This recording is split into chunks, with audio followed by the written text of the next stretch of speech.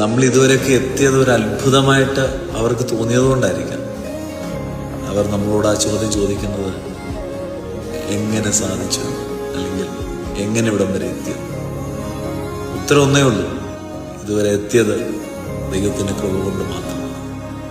വീണു പോകാവുന്ന ഒരുപാട് സാഹചര്യങ്ങളിൽ കൂടെ വന്നിട്ട്, തളർന്നു പോകുന്ന ജീവിതാനുഭവങ്ങൾ അഭിമുഖീകരിക്കേണ്ടി വന്നിട്ട്, വീഴാതെയും തളരാതെയും ഇതുവരെ എത്തിയത് ദൈവത്തിന്റെ കൃപയൊന്നും മാത്രമാണ്.